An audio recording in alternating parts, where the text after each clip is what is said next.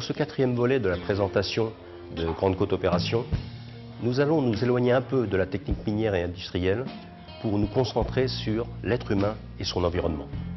Et je voudrais en préambule affirmer clairement notre vision, notre conviction. Nous voulons être une entreprise citoyenne.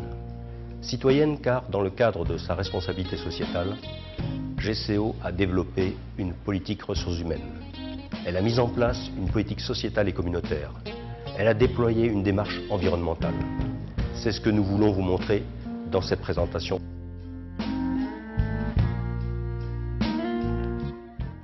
La Direction générale de Grande Côte Opération, dans sa dimension d'entreprise citoyenne, a décidé de mettre en place une politique ressources humaines axée sur le développement des compétences locales. Cette politique s'appuie sur un plan de recrutement et de formation adapté. Nous avons noué des partenariats avec des organismes tels que la commission de présélection. Nous sommes en train de finaliser un partenariat avec l'Institut supérieur d'enseignement professionnel de Thiès et l'Agence nationale pour la maison de l'outil dans le cadre d'échanges d'expériences et de technologies. Nous avons aussi un partenariat avec l'association des élèves étudiants de Diogo. Mais notre partenaire stratégique, c'est plus l'Office national de formation professionnelle, avec qui nous avons noué un partenariat et qui a déroulé dans la zone un plan de formation qualifiant pour les communautés impactées par le projet. Les talents recrutés par GCO seront les premiers Ouest-Africains à être formés sur une technologie très pointue liée à l'exploitation du sable minéralisé. Sur le plan social, nous sommes en train de travailler avec la Banque de l'Habitat du Sénégal. Ainsi, chaque employé qui le désire pourra travailler avec la Banque de l'Habitat du Sénégal pour avoir son propre logement dès le début de sa carrière. Sur le plan du climat social, GCO a mis en place une stratégie de concertation permanente avec les représentants du personnel qui sont plus que des partenaires pour la direction générale. La politique sociale et communautaire de GCO repose sur trois principes fondamentaux.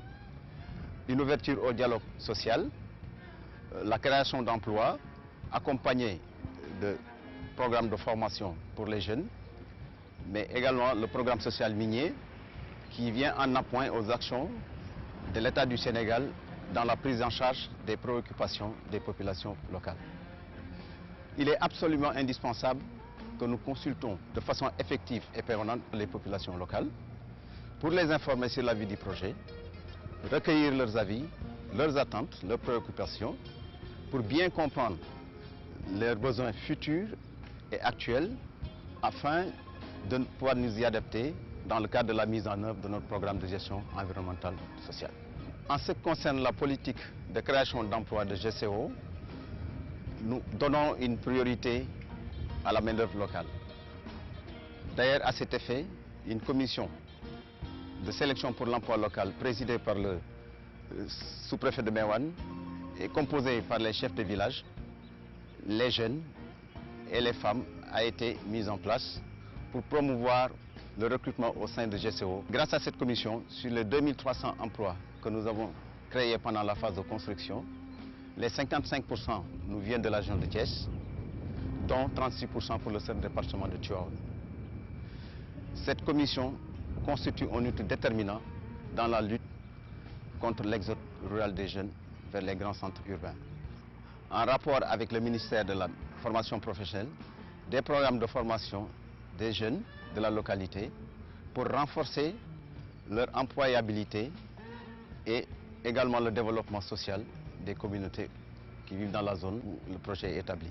Sur plus de 422 jeunes qui ont été sélectionnés, plus de 300 ont été déjà formés par l'ONFP, dont une grande partie a déjà trouvé de l'emploi dans notre structure. D'autres partenariats en cours d'élaboration mettront l'accent sur le renforcement de capacités des maraîchers, des femmes, mais également la formation sur des métiers divers, axés sur les besoins et services induits par l'activité de GCO. Le programme social minier est un des aspects les plus importants par rapport à notre engagement envers les communautés locales. Un plan social de développement a été élaboré suite aux conclusions tirées des études socio-économiques et toujours en consultation avec nos parties prenantes. Il repose sur 4 secteurs d'intervention majeurs, à savoir l'éducation, la santé, l'eau, l'hygiène, l'environnement, le développement socio-économique, l'artisanat, la microfinance, jeunesse et sport.